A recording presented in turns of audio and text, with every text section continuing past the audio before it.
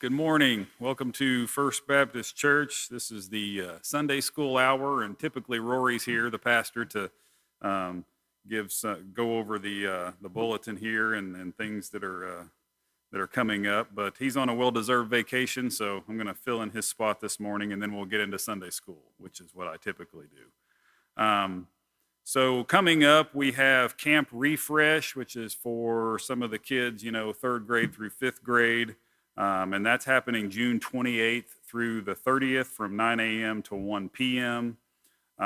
This is the Passport alternative for this summer. And it's a 3-day water-themed experience, which among other things will include a trip to McPhee Park and a splash pad that's in Farragut. So it's a $20 fee per child, and that takes care of food and supplies and stuff for each day. And you can sign up for that by calling the church office or by visiting the website, or if you're attending here, you can sign up in the narthex as well. Vacation Bible School is July 12th through the 15th, and that'll be from 6 p.m. to 8:30 p.m. each day. And this is students, ages 4 through fifth grade. There's this, Rocky Railway theme for VBS this year. And if you have any, questions about that or want to sign up, you can visit also firstbaptistvbs.org. And then the youth retreat this year is July 5th through the 8th. And we are partnering with a ministry called Appalachian Outreach, who provides hygiene items to families that they support through their ministry. And so we're collecting these items. The church is collecting these, and then they will take those out to Jefferson City with them when they go. And this is items such as, shampoo and conditioner, toothpaste, soap, deodorant, shaving cream, feminine hygiene, the whole gamut of things. So any donations of those sorts of things will be greatly appreciated. And the more that we can take down there on that trip, the better. We have our July fellowship table coming up next month. That's on the 19th from noon to 1 p.m. That's a Friday. For any information on that, you can contact Jan Stoutland, and it looks like the entree for July will be Parmesan chicken with all the fixings. So that sounds pretty good. It's $5, and from what I know, you get a whole lot more food than you typically would for $5, and it's good food too. So our monthly singing and worship services that we've in the past have done at Canterfield are resuming next month as well. So that visit will be, the first one will be on July 11th, and that's at 6 p.m.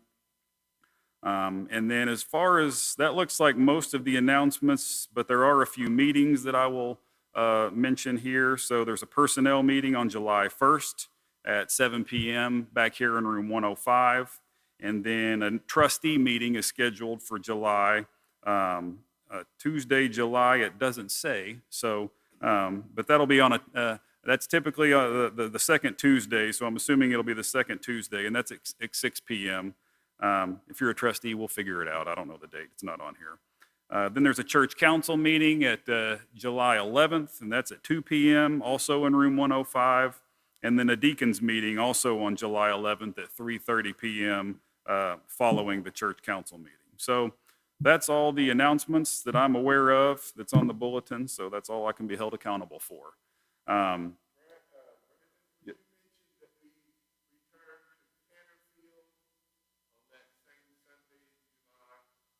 July 11th? Yes. Yes. So Tim is just repeating that we will return to Canterfield for the services there on July 11th and at 6 p.m. Thank you, sir. All right. So that's the end of the announcements. Let's go ahead and we'll say a prayer, and then we will get into the Sunday school hour. So would you pray with me, please? Heavenly Father, we just thank you so much for this opportunity to come together in your name, to talk about you, to learn about you, to think about you and your ways, and to go through your scriptures. And we just pray that you would bless our time together, help us to learn, help us to grow closer to you, to grow in the grace and the knowledge of our Lord Jesus, and just bless this hour. And we just pray these things in Jesus' name. Amen. So to recap, we are still in the book that I started weeks ago, How to Not Read the Bible by Dan Kimball. We're actually at the end, believe it or not. Next week will be our last lesson in this book, and then we'll move on to something else. But last week, we started looking at the part of Kimball's book where he takes up the topic of violence in the Old Testament, specifically the violence that is attributed to God. This is what's, controversial about this topic, or the most controversial anyway. We looked at a couple of examples in Deuteronomy and Leviticus, and then we looked at various ways that folks have sought to understand the violence that's attributed to God in the Old Testament. We specifically looked at the passage from Deuteronomy where God commands Israel to wipe out, all the Canaanites and the tribes that made up the Canaanites from the land. And it says to leave none alive. This is in Deuteronomy chapter 20. So we looked at some approaches to the way that people have approached this subject over the centuries. And we started with, there was this one approach which we called the no apology approach, which simply says that, God is God. He can do whatever he wants. And if he chooses to behave violently towards humanity at certain points, then surely he has good reason to do so. And we really, who are we to question him? And then we noted how the weakness of this approach is that it really just makes no attempt to reconcile the violence that we see in the Old Testament with the incredible compassion of God that we continually see throughout the entire Bible, in the Old Testament and then in the New Testament as well. And so then we looked at a less extreme approach that maintains, God's violent behavior towards his human enemies at times, but it paid careful attention to the cultural context as well as the details of the overall biblical story to help shed light on possible explanations for why God was using violence in these passages at these times. Then on the other hand, on the kind of the other end of the spectrum, we looked at another approach that just simply says God didn't do it, which maintains that God actually did not behave violently, or at least he did not endorse violence in these passages. Rather, those who recorded these historical moments in Israel's past mistakenly attributed these things to God due to the prevailing view of deity in the ancient culture, where deity was often seen as a warrior god fighting along his people, especially his kings, of the nations that worshiped that god. So during those times, it was common to understand deity as, endorsing, commanding, and then also even going to war on behalf of the people and giving them victory in battle, wiping out their enemies, and then punishing those who disobeyed with violence of all sorts. On this view, the ancient Israelites, were attributing to God things that they assumed about him due to how they were culturally conditioned to think about deity, things that didn't accurately portray the nature of the God of Israel, of Yahweh. So in other words, some of the Old Testament portraits of God are, divine accommodations, which reflect not the way that God really is, but merely the way in which the people perceived God given their limitations at the time. Greg Boyd, who I talked a bit about him last week, is a champion of this approach, allowing that as part of God's divine accommodation of using human authors to write scripture, we shouldn't be surprised by the idea that man's limited, faculties would result in imperfect descriptions of God at times, even in scripture, as it was recorded. Boyd's method of interpretation, rather than being grounded in the traditional view of inerrancy, is grounded in something that Paul said, to know nothing except Jesus Christ and him crucified. So Boyd sees the violent warrior God as a stark contrast to the character of God that's revealed in the New Testament through Jesus and through the cross. Boyd contends that since Christians have historically understood Jesus to be God's supreme revelation to mankind, it only makes sense to view everything that has come before, through the lens of Jesus and him crucified. So like many other theologians, Boyd believes, Jesus removed many of those limitations when it came to our perception of God. He gave us a clearer picture of God. And so this enables us to look back on the Old Testament and see where God was portrayed maybe, mistakenly or inaccurately. And we actually see this, of a sort play out in the New Testament, where New Testament authors often depart from, the plain or the original meaning of the Old Testament passage to show what it means through a Jesus-filtered lens. New Testament authors regularly gave meaning to Old Testament passages that no one in their right mind would have, understood it in the original context. Boyd contends that anytime we encounter a portrait of God and that conflicts with the supreme revelation of God on the cross, then we are justified in departing from the original meaning of the passage. And so this was, Boyd's hermeneutic in a nutshell that we discussed last week. And I'm not up here to champion Boyd's view, but I do find it intriguing and worth consideration. And I just want you guys to know what's going on out there in the world of interpretation, so that you can think about it as well, and things you might not be aware of. Anyway, today we're going to follow Kimball. We're still in this same topic, but Kimball's going to look at some, he's really going to hone in on particular passages, disturbing passages that attribute violence to God, and then work through them. See if we can work through them by following those foundational principles that Kimball gave us at the beginning of the book, of never reading a Bible verse out of its context, and remembering that the Bible was written for us, but not to us. So we're going to look at these verses in the context of the larger biblical story, as well as consider the historical and cultural context to which they were written. So Kimball focuses on God's order to kill the Canaanites, and this is because it's probably the most notorious example that comes up in this topic, in this controversy, because of how it's given and how it's described. So let's read those passages. We read them last week, but let's read them again for clarity. So the first one I'm going to read comes from Deuteronomy chapter 20, and Frank's going to put them up on the screen for those of you who are at home. For those of you who are here, I'm going to read them. So Deuteronomy chapter 20, verses 16 through 18 says, "But as for the towns of these people that the Lord your God is giving you as an inheritance, you must not let anything that breathes remain alive. You shall annihilate them, the Hittites, the Amorites, the Canaanites, and the Perizzites, Hivites, and Jebusites, just as the Lord your God has commanded, so that they may not teach you to do all the abhorrent things that they do for their gods, and you thus sin against the Lord your God."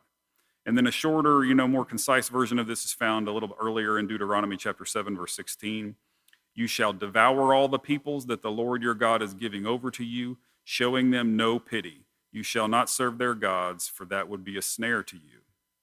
And then later, as Joshua, moves, it begins the conquest and moves to execute this order in Jericho, the book of Joshua records, "Then they devoted to destruction by the edge of the sword all in the city, both men and women, young and old, oxen, sheep, and donkeys." So Kimball points out that all of these activities are primarily, isolated to this particular period in Israel's history. And so I guess the implication of pointing that out is that, we don't see God ordering this sort of thing just all throughout the Old Testament. The Old Testament is not just a book full of, killing and things of that sort. I assume that's what he's getting at there. So last week I mentioned how another New Testament author on this, who's taken up this subject and treated it pretty in depth, is Paul Copan. And on his treatment of the subject, he notes that it was not actually God's intention to commit genocide or mass killing, which are those are descriptions that are often thrown out by critics of the Old Testament. But what Copan points out is that the point was to drive the Canaanites out of the land to which he had promised to Israel as an inheritance, way far back. And the book we're using as our guide, Kimball, also echoes this same view. He notes that it was not God's intention to destroy, but to drive out. And we do find biblical precedents for this and I didn't give Frank these passages, this is my mistake, so I'm going to read them. But in Leviticus chapter 20, verse 23, speaking of the Canaanites, God says, "And you shall not walk in the customs of the nation that I am driving out before you. For they did all these things, and therefore I detested them." Now, when he says they did all these things, if you read the preceding verses, it's a reference to the practices of things like child sacrifice, which is by far the worst, and then also some sexual immoral practices and things of that nature. So that's, but the point of this verse is that, God here is saying that he's actually going to drive these people out of the land so that Israel can inhabit it. And then later in Joshua, Israel is told, "The Lord your God will push them back before you and drive them out of your sight, and you shall possess their land as the Lord your God promised you." So God was clearing the land so that Israel could live there in the presence, of God, along with God. And so removing the existing inhabitants along with their, wicked practices was necessary for this to work. God had promised this land to Abraham's descendants, and the time had come for the inheritance to be, distributed. The land was part of a larger plan that began with Abraham, and then going, much further forward into in the future would ultimately result in the birth of Christ as a descendant of the people of Israel. And then the geography of the land was also a strategic part of all of this, part of God's plan to spread his message to the whole world through the nation of Israel. The location of the promised land would see travelers from various nations, from all over really what was the known world at that point, which would allow Israel, to act as this priesthood, that they were this bridge, between God and the folks that traveled through the land, which would ideally spread the message of God, to all the known world at that time. So the inheritance of the land was finally coming to fruition. And then in order for this to happen, the Canaanites and really more specifically their cultural practices would need to move out of the way. This didn't have anything to do with ethnicity really. And honestly, if you go that far back, when it comes to ethnicity, you wouldn't have been able to tell an Israelite apart from a Canaanite or any of the others really in practice and culture and the way they looked. They were all very similar. They all had very similar religious practices.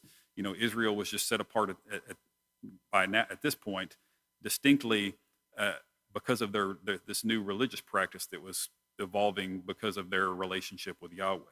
So this had nothing to do with ethnicity, can't be considered genocide. Rather, these orders and then the battles that followed were based on occupation of the land and, the truth of God essentially moving in to displace some of these wicked things that just couldn't share space with God and God's people. Now, the Bible indicates that the folks who currently occupied the land were given several centuries to respond to what Yahweh was doing in the land, and so, not be destroyed or be the victims of violence. We don't get any sort of detailed account of how God dealt with people outside of Israel very much during this part of the Old Testament. But it apparently came through just word of mouth and hearing of what God was doing with Israel. And we get an example of this with a woman of Jericho, who most of us are familiar with, named Rahab. Rahab befriended the Israelites when they were sneaking into, doing reconnaissance in Jericho. She befriended them. She harbored them and protected them while they were there. But she told the Israelites that she had heard about God. She had heard about Israel and what God had done for Israel and Egypt, and even that God was now giving these lands to Israel and moving the occupants out. And so, the Bible tells that Rahab was a prostitute. She had an inn, and that's where they stayed. And so she was presumably part of a lower social class. So if she had this much information about Israel, what had happened in their past and what God was doing and that sort of thing, then it's safe to say, it's a safe assumption that pretty much everyone had this information. So we can kind of see there how, that kind of revelation was available to these people, and they were able to respond to it one way or another. Rahab is an example of someone who responds positively to this revelation. And she is spared from the destruction of Jericho, as the story tells us. We can only assume there were probably others like Rahab, but the Bible specifically, will mention people who who play a larger role in some way. But I think Rahab was very likely indicative or exemplary of other people. And Rahab, ends up being an ancestor of Jesus. So her faithfulness here and then her role in the lineage of Christ makes her a notable figure in the story. And so, that's why she's mentioned.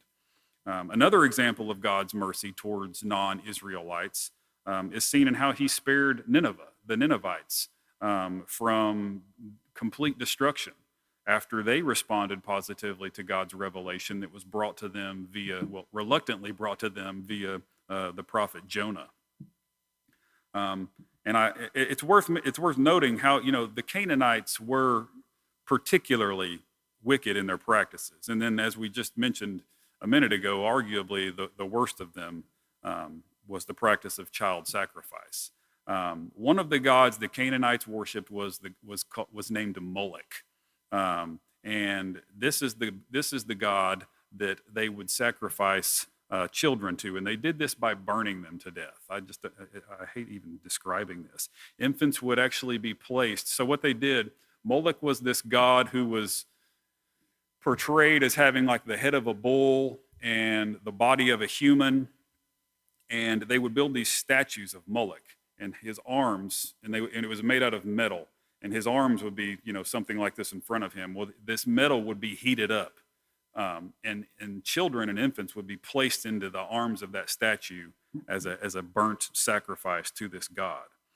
And then on top of that, they participated in various sexual rites in worship to other gods like Baal and Ashtoreth, and this included like bestiality and also bringing children into the temple to serve as prostitutes under the priests there. So the point of mentioning these things is really just to kind of understand, I guess, the hopelessness of Israel ever being able to just come in and mingle with these people.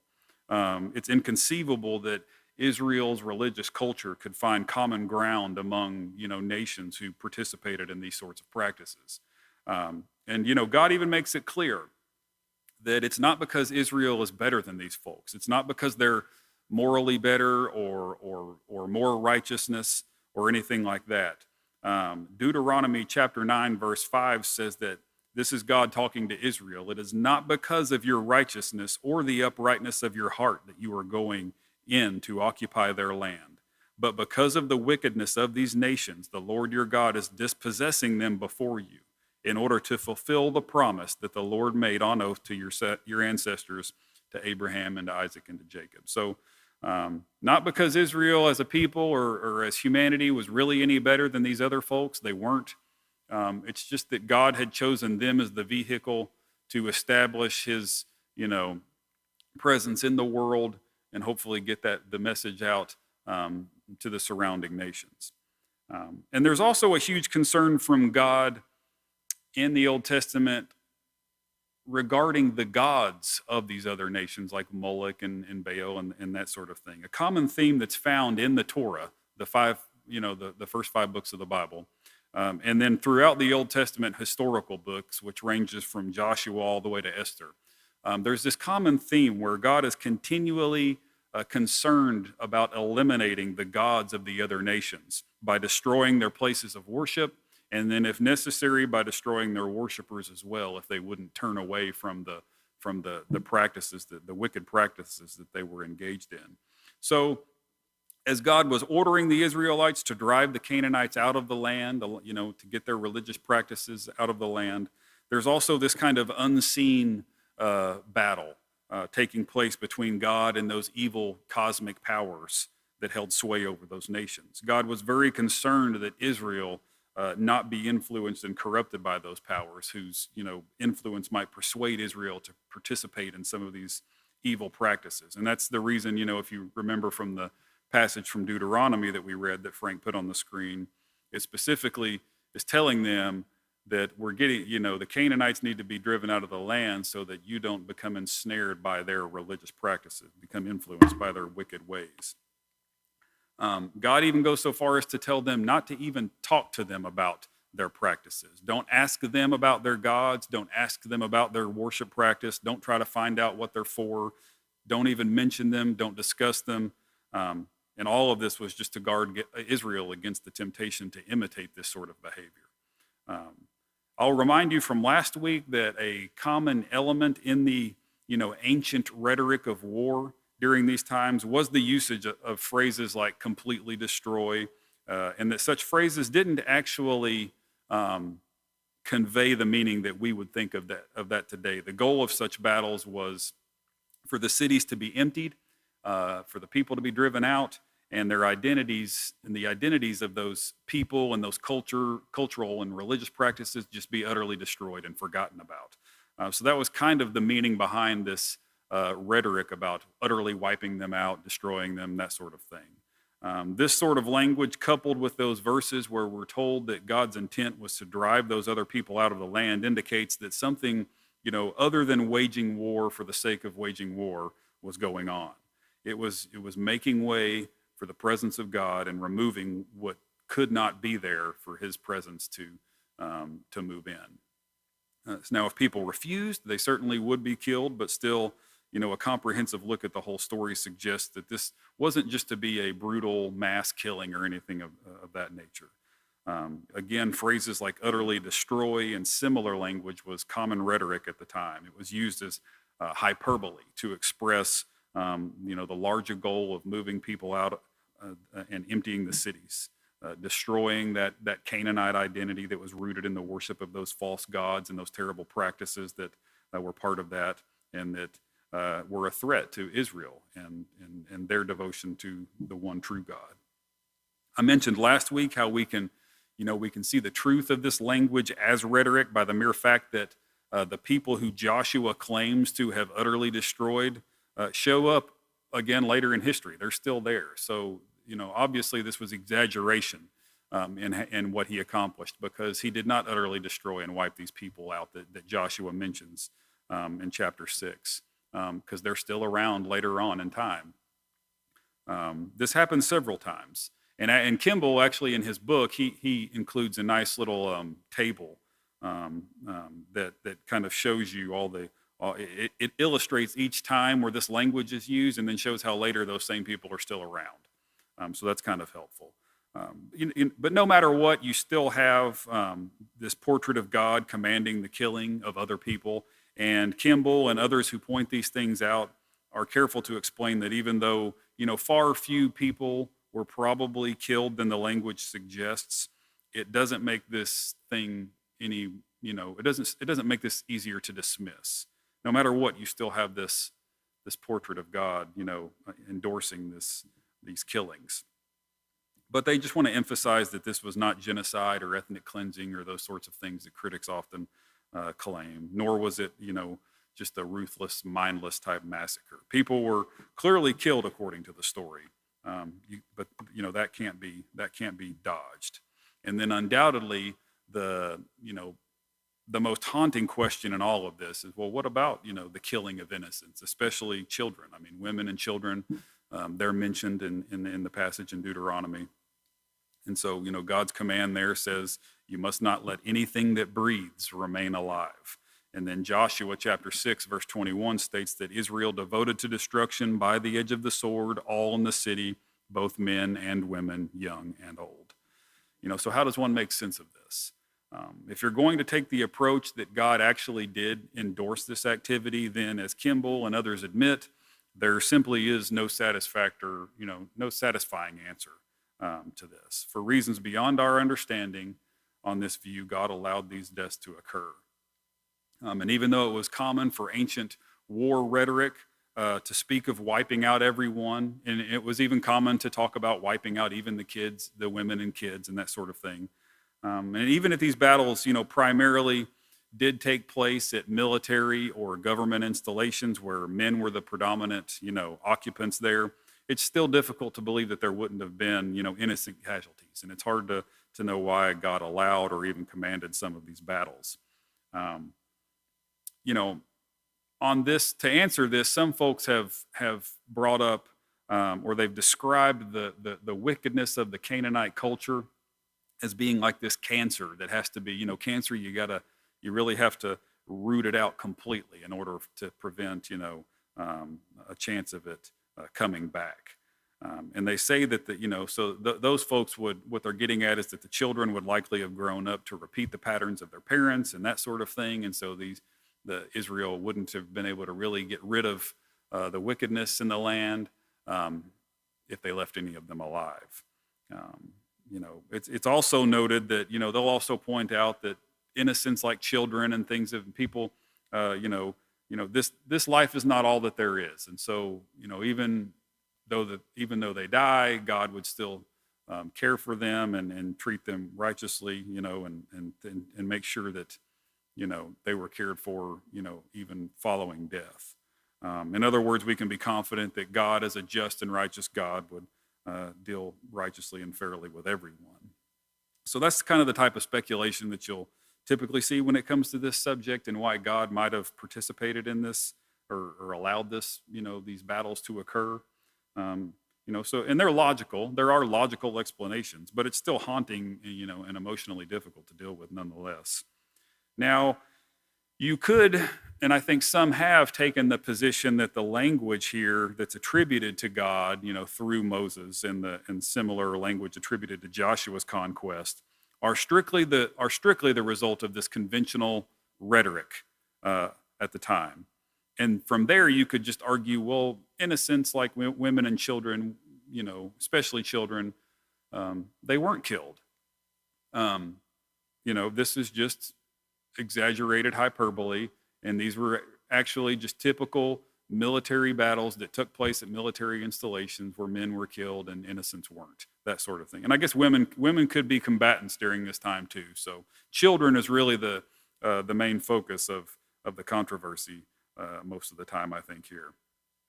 But if you're going to argue that, then you've essentially stepped over the boundary that separates the view that we've been talking about and then a view kind of like Greg Boyd's, which maintains that the language is in fact contrary to what God commanded, because they're just saying that the language attributed to God and then the language that Joshua echoes is all just so much exaggeration that it's not even really accurate.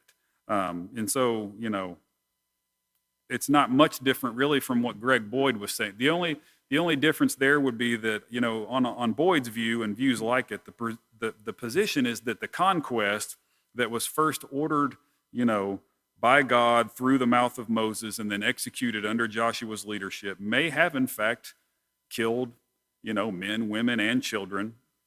But the difference is that God did not actually command this sort of thing. God was not behind this. Moses, Joshua, and the biblical writers mistakenly attributed this activity to God due to their culturally conditioned view of deity as being a warrior who goes to battle for or on behalf and with his people. Many of the folks like Kimball and then Paul Copan, who do allow that these battles took place as the Bible tells it, they emphasize that the language is very much exaggerated and that the actual conflict was likely much less dreadful than the language of the text would imply. So on both views, whether you're going, whether you're like Boyd and you just say that this is not accurately portraying God, or if you're more like Copan who says, well, yeah, God actually did endorse this, but it's far more exaggerated in the text than what really happened. So on both views, you're allowing that there's something more going on in the text than what meets the eye. The demarcation line there is that folks like Boyd are willing to say that the text is not merely an embellishment or exaggeration. It's actually mistaken to a certain degree, and so that's really the biggest difference, which is a big difference for people, because it's hard to make the move from saying, okay, the text is right, but the conventional language of the time, we should understand that there's some exaggeration going on there. But that doesn't free you from the idea that God did, in fact, participate, endorse, command this sort of thing. Whereas on Boyd's view, you just take it, you step over that line of demarcation and say, no, God actually wasn't behind this. And so in the end, even the folks who understand these texts to be an accurate portrait of God's activity, within Israel and then their conquest of the promised land, they would still ultimately point to Jesus as God's supreme revelation, for how Christians are to live out their faith. They'll note that the activities here in the Old Testament at this particular time were one-time, unrepeatable events through which God demonstrated his wrath against the wickedness of the, particularly evil practices of the Canaanites. And he did this in order to establish, Israel in the land and displace the culture of wickedness with a culture, whose identity, a culture that was built around an identity that's found in relationship with the one true God. But Jesus is now the supreme, and final demonstration of God's character and revelation. And it's Jesus that is to be the permanent source of Christian identity in the world today. So that's that. Again, it's not my intention to necessarily be a champion for Boyd's view on this subject, but full disclosure, I do find his view very intriguing when it comes to, creating continuity between Yahweh in the Old Testament and then Jesus in the New Testament. I do find Boyd's work more compelling than others when it comes to that continuity. And I like his idea of using Jesus, using God on the cross as the lens by which we look backwards through the Old Testament to identify God's true character and where an inaccurate portrait of God may appear. But anyway, many of my views as a Christian remain a work in progress, and this is just one of them. But my real goal up here is to try and give you guys a glimpse of what's going on out there, a glimpse at these topics, and give you some food for thought. Maybe shed some new light on old subjects, that sort of thing. Anyway, that's it for this lesson and this part of the book. Next week will be our last lesson in Kimball's book. In the last section, he takes up Jesus' relationship with the Old Testament, how Jesus viewed the scriptures, and how Jesus sheds new light on old subjects. And so on that topic, going through that, some of these subjects that we've discussed will undoubtedly, some of the subjects we've already covered in the book will undoubtedly pop up again as part of that lesson. Also, I'm in talks with some of the folks here at the church, and what I'm hoping to do is that next week's lesson, being the last lesson in the book, it will probably also be my last lesson teaching up here in the sanctuary on Sunday mornings. I'm hoping to return to the classroom where we can all sit closer together and, fire up some real discussion and ask questions and really go through the stuff. So change the format a little bit, get back to the old way of doing things. We are still planning to broadcast that class. It's not going to be a Zoom. I'm not going to be interacting with virtual people or anything, but we would broadcast it the way that we're broadcasting it now. So for those of you who are at home, still don't want to come in to the church, or maybe can't make it in the morning before the worship service, you can still watch from home. Anyway, I'll give an update on that next week as well. But I'm done. I'll shut up now. Happy Father's Day to all you dads, and I hope you guys enjoy the worship service.